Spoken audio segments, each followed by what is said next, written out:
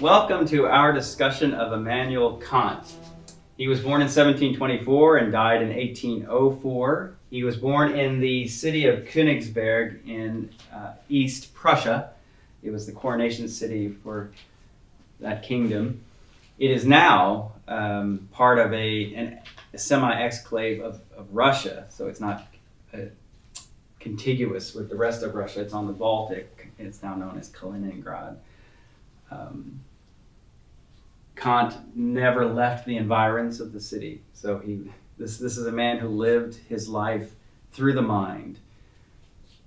And it was said famously of Kant, as we've all heard, that people in Königsberg could set their watches by the regularity of his daily walk. Except there was one day that he was late, and that was when he first discovered Rousseau. And we'll get into that because Rousseau is essential for understanding Kant and for understanding again that he's another one of these figures. So as we get to the end of this semester of readings, Enlightenment is shading into Romanticism. We see that with the next person we will meet, and that's Madame de Staël. And then we emerge fully with Lord Byron into that era. But Kant, he's one of the great philosophers. This is a world historical figure with Plato, Socrates, Plato, Aristotle, Thomas Aquinas, Hegel. Kant is one of the big ones.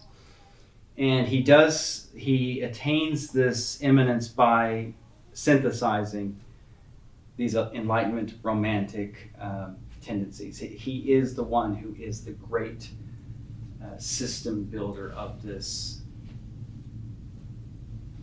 most modern of developments. And he does it by what has come to be called the critical turn in his own thinking, critique. He's known for the three great critiques that we'll discuss. And so I want to ask the question, that word has a precise meaning in his work, but it's also, it draws on the colloquial meaning. Can critique build a better world? Enlightenment is devoted to a critique of the old regime, and in the broadest possible sense, to not accept anything as given. Now there are obvious benefits to this, to not have the dead hand of ideology laying upon us, absolutely. There are also disadvantages, because if one thinks that we must remake the world every generation, or for each of us we have to remake the world ourselves, that's exhausting, and it also doesn't actually, ironically, allow for much progress, because progress has to build off of that which came before. So even in scientific work, obviously, you have a tradition of accepting the results that came before and building off of them. So that's the bind that we're in as moderns. As moderns, we're critical. We use our reasons, and we subject everything, religion, theology, philosophy, all of it to critique. That's a good thing. It's certainly there right at the beginning of philosophy. That's what with Thales, with Socrates, it is an oppositional stance to society and its givens, absolutely. So in a way, in the Enlightenment, there is just being philosophical. That's why it's not crazy to think of that term that the Enlightenment intellectuals call themselves, the philosophes, the philosophers. It's different because they're shifting their work from theory to changing the world, and that's the modern part of it. But it was always there. Philosophy was there to try to change things. That's the work of Plato's Academy and so on. These are theoretical, but also they were intended to change regimes and the character of regimes. So Enlightenment can be seen both as disjunct from what came before, because it's critical of everything, but it's also just in profound continuity with the philosophical project too. So the question is getting balance. Right? How can we be Enlightenment critical, enlightened critical thinkers, and yet still receive from what has gone before the wisdom that is to be found there? That's the irony that we have to live within, the tension. Kant was raised in a pietist home. This was a Reformed Lutheran movement. It's a descendant of the Devotio Moderna. Again, like other Reformation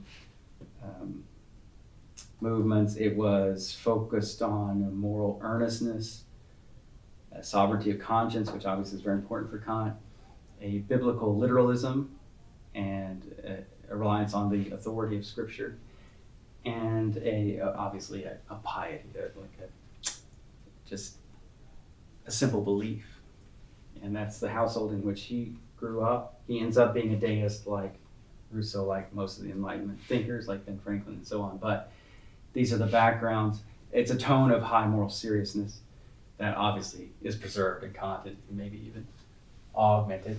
Ironically, I myself was raised Baptist, and I went to, at first, a school that was fundamentalist, I think it's fair to say, but they also had high intellectual standards. That's the kind of irony. The Pietists ran schools that were very serious, and Kant went to one of these schools. And so you have this play between anti-intellectualism or a skepticism about intellectualism, and yet very high standards intellectually. So, and Kant, he gained from this, though he also found it a very painful period, the kind of pedagogical methods he had to endure. Kant takes up that shift which we see in Candide with Voltaire, where he's saying, give up theory, don't think your way out of the incomprehensibility of evil, just tend your garden, take care of what's in front of you, don't think so much, do. Now, that's the primacy of the practical. Kant does it differently because the way he's going to serve the practical is by thinking. I mean, he is a thinker's thinker. This was a man who this is what he did. And I'll read a passage which has to do with his reflecting upon what Rousseau meant for him. I am an inquirer by inclination. I feel a consuming thirst for knowledge, the unrest which goes with the desire to progress in it, and satisfaction at every advance in it. There was a time when I believed this constituted the honor of humanity, to be a thinker this way. And I despised the people who know nothing. Rousseau set me right about this. This binding prejudice disappeared. I learned to honor humanity. And I would find myself more useless than the common laborer if I did not believe that this attitude of mine can give worth to all others in establishing the rights of humanity. And this is going to be the pattern of academic philosophers, to be all about changing the world, but doing so not by doing stuff, but by thinking stuff. And there's something to be said for it, certainly with a man who has such great intellect as Kant. Maybe less to be said for it in those who followed him, because to be an intellectual who thinks that his theory as such changes the world, that could be very dangerous, and it has been very bloody. But there it is. We have the template here, the primacy of the practical pursued through theory. So being modern is to be critical, is to be theoretical, even though so much of what it means to be modern is to care more about changing things. So again, one of these tensions or contradictions.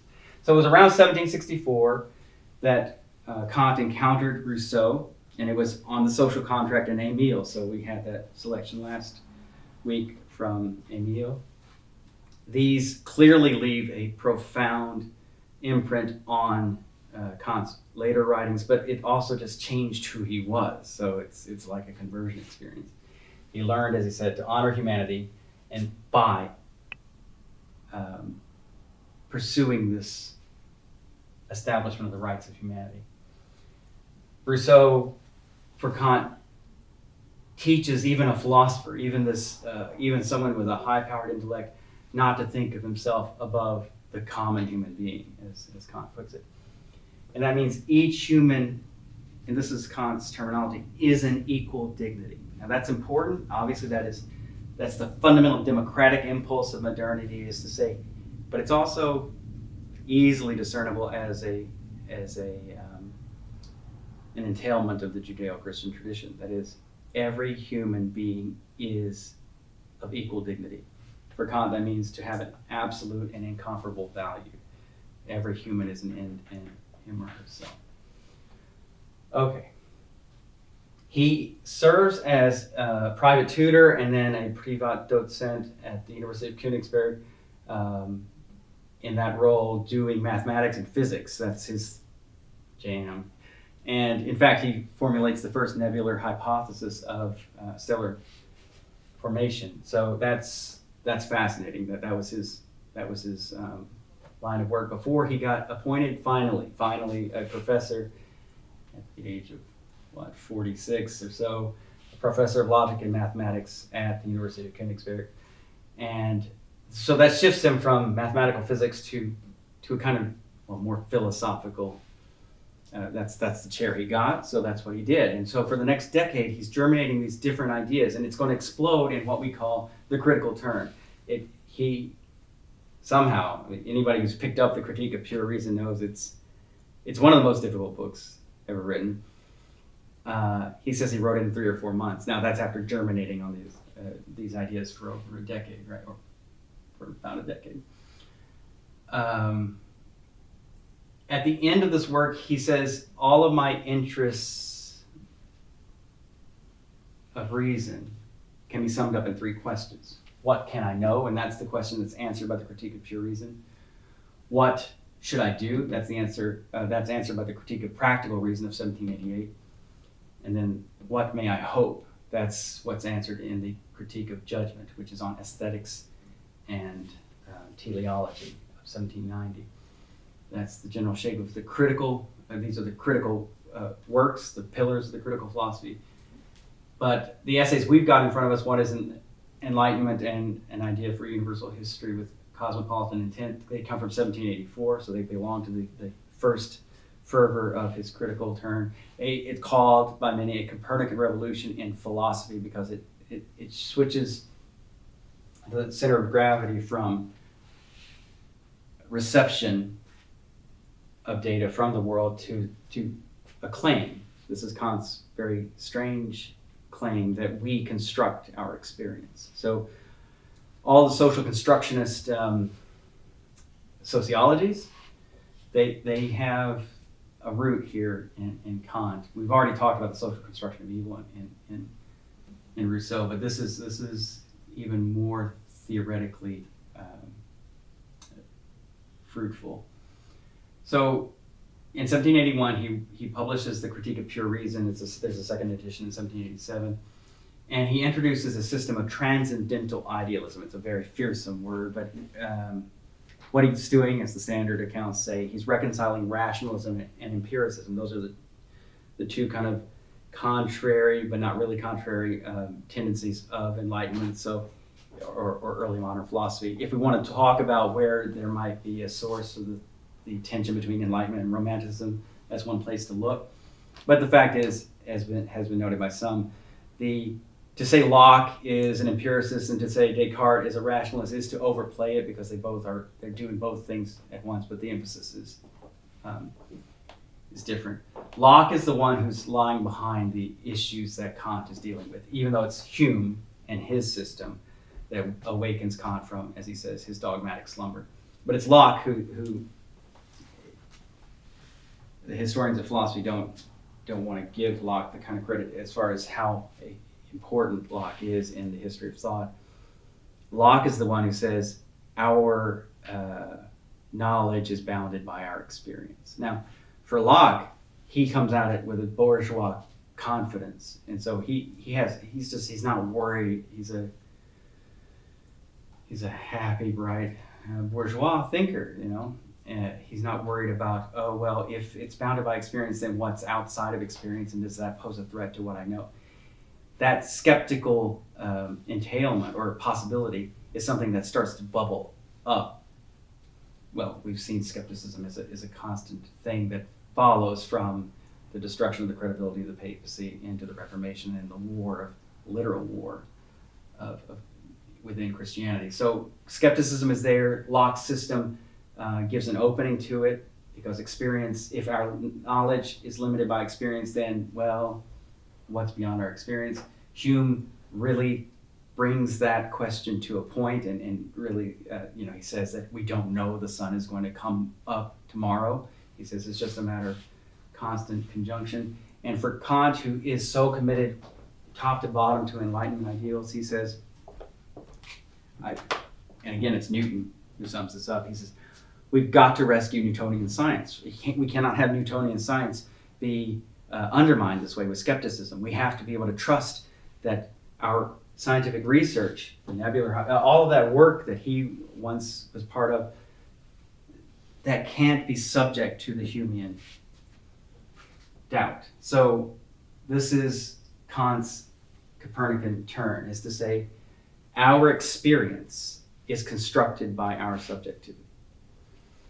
So in the first part, the major part of the work, the Doctrine of Elements, he has a threefold transcendental analysis. The transcendental aesthetic relates to our sensibility, that is space and time are categories that we impose, according to Kant. We construct, we put space and time onto the things we sense. The transcendental analytic is related to understanding, or Verstand. That is the categories of the understanding, that, and this is the thing where he's really meeting with the critique of Hume. He's saying causality, for instance. If you doubt causality, you can't have scientific confidence at all. So Kant is saying causality is something you can depend on, because any possible experience we're constructing according to a category of causality in our understanding. We couldn't have that experience unless it went through that. So it's a funny way to get it, but he's saying it's absolute. Everything we experience is Newtonian, and it's in its own way absolute, because it has to be run through that category of causality, and he does it with substance and so other categories. Then he has this other very interesting transcendental dialectic where he's dealing with reason, which again is the thing that is held up by the Enlightenment, or by any philosopher really. But that word ratio, reason, has a lot of linguistic play. Here, Kant wants to say Vernunft, reason, the critique of pure reason. What he's getting to is, he's saying reason always reaches beyond the Newtonian system, beyond the thing that we can know for sure scientifically. It reaches beyond the bounds of possible experience. It wants to go to God and immortality and freedom, which Kant says you can't know those things. He says we cannot know with our theoretical mind, our theoretical reason. We cannot know that God exists. We cannot know that freedom exists. We cannot know that there will be reward for the just, and that there's an immortal soul.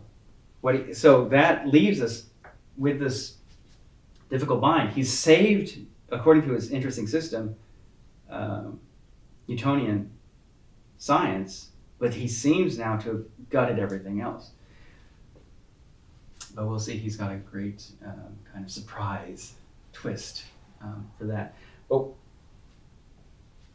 to finish up with the transcendental dialectic, the point is, reason comes up with these regulative ideas, these ideas like God and the world system, and they're necessary. They come up all the time, but they lead us into these wars of ideas, because everybody has a different conception of God and freedom and so on. And he says that's what he calls the transcendental dialectic, this war of illegitimate bright ideas, basically. And that's that way of using the word dialectic, which is, in its root, dialectic just means, conversation, like the great conversation we're having, or maybe with Socrates, that it's a conversation that is precisely aiming at definition or something like that, where like a philosophical conversation. Dialectic is a dialogue, right? Here, it's a battle, it's a dialogue of ideas, a battle of ideas.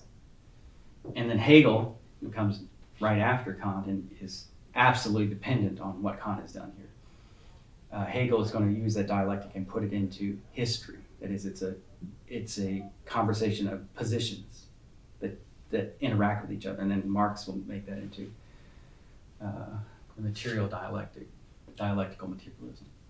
So that's the root of it. It's in this brilliant man, this funny man who took his daily walks. Okay.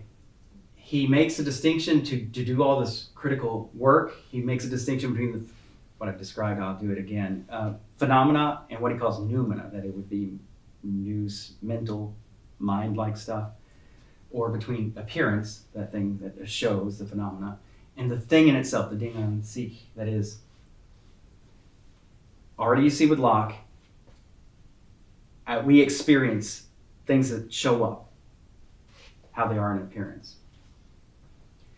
We're not like Berkeley and his idealism, where there is no thing underneath by which we have these that underlie our experience. There is something there for both Locke and Kant. There is a thing in itself, we could say, more mysterious than our scientific mind can grasp.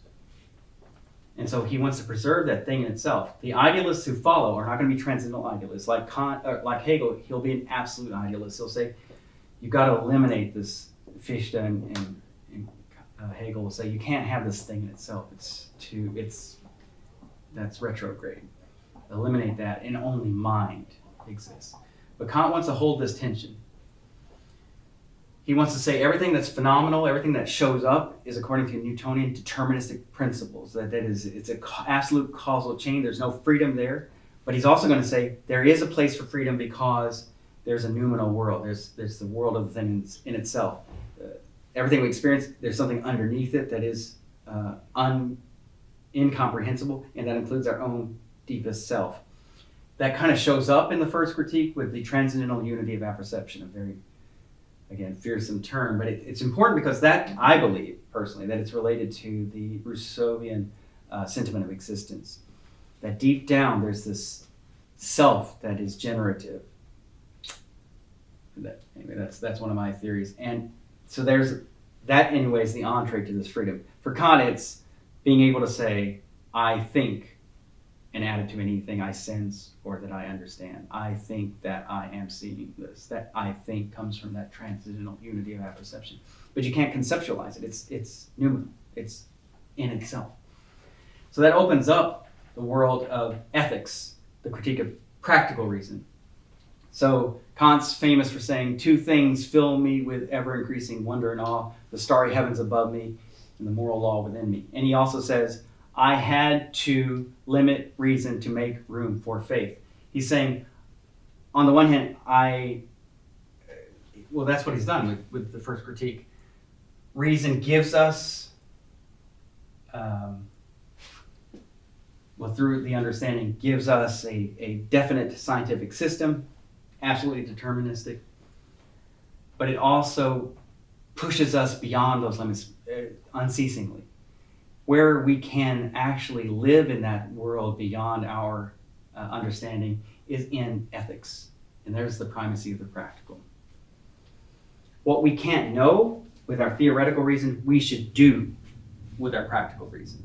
If I can't know freedom theoretically, I should do freedom practically. And that would be establish the rights of humanity. So freedom is there in Kant as a project. And that's so he's being true to Candide in that sense, right? He's a great intellect, but he's saying, I have to live out God. God is not a thing to be known, it's a thing to be done. If you want to believe in God, you've got to practically enact God, immortality of the soul, the world as a system, and so on. Okay. A word that you have to one sees it associated with the ethics of Kant is autonomy. That is, we give the law to ourselves, and we do that as a corporate body. So you can see the social contract of Rousseau playing out in the ethical system of Kant. In a work called The Groundwork for the Metaphysics of Morals, Kant talks about the categorical imperative, that is, that the moral standard is that anything that I would do, I could formulate a rule for it. I must be able to formulate a rule for it such that everybody else could live by that rule. And one variant of that formula is to say, I should always act as if I'm part of what he calls, very poetically, I think, and it's always moved me. We should always act as if we belong to a kingdom of ends. That is, every person being a dignity is absolute, and we should always act as if we're part of a universal legislature. I think it's very powerful. It's clearly from Rousseau, but Kant is is extending that. And the other thing, of course, one should note about Kantian ethics is it's the great deontological system. That's a funny word, but it means an ought-based system as opposed to and here's one of those contradictions, the great ethical systems of enlightenment are utilitarian. Kant's the great anti-utilitarian. So here's another clash within enlightenment itself. Kant says, do your duty. There's that pietist thing coming out. Do your duty. Bentham and the utilitarians will say, you do the thing that is that will get the greatest good for the greatest number. And Kant will just say, you must never violate the moral law. That's a law that isn't imposed on you from the outside. You impose it on yourself. That's autonomy, to give the law to yourself. Never betray yourself. Never betray your rationality by disobeying the moral law, which comes out to be more or less like the Ten Commandments, or at least the second table of the Ten Commandments. These thoughts continue to shade off into the practical with the third critique, which is on aesthetics and teleology, the critique of judgment, which is, what may I hope? And that's the atmosphere in which those essays occur. What is enlightenment is there, saying right off the bat, enlightenment is our emergence from self-imposed tutelage. He's saying just sapere aude, he quotes. He says, dare to be wise, dare to think for yourself, dare to be a philosopher, basically. And it's a classic statement of what enlightenment is. He's just he's the greatest systematician of the movement. And then he extends that to think about the world system as a whole. Again, all of the stuff that he denies our ability to think through clearly and to know with our theoretical reason. He says that's where the weight is, though. He wants to change the world with his theories, but that means we somehow have to live it out, to have to somehow embody it. So the idea for a universal history of the cosmopolitan intent, and he has another essay on Toward Perpetual Peace. He wants a utopian kind of world order to come about. But he also knows that there's a great darkness in us, that Voltairean kind of moment. And he knows it's a project. It's not a thing that's just going to happen. It's a project that we have to carry out. Just to end with his work on religion within the limits of reason alone, that's as classic as any statement of rational Christianity. The whole movement of liberal Protestantism, which is a term of art, that follows from this work, I think, of 1793. Prussia was under Frederick the Great, one of these enlightened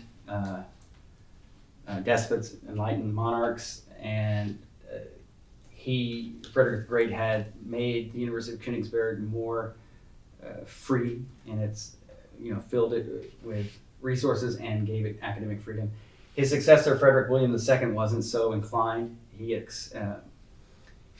ascended the throne in 1786. His minister Wüllner went after the philosophe in Prussia, wanted to claw back religious toleration, and Kant got into trouble with the book on religion within the limits of reason alone. But Kant was a man of, it's an understatement to say he was a man of principle. That's what he was. His system is a system of principle. Whether we think it takes enough account of the ethical ambiguities of life, I don't know, but the high moral tone of Kantianism is something we wouldn't really want to be without. But that's the question. How do we do this critique thing in a way that is not world destroying, but world building? Can we do it without recourse to God? Without recourse to God, a God who could speak?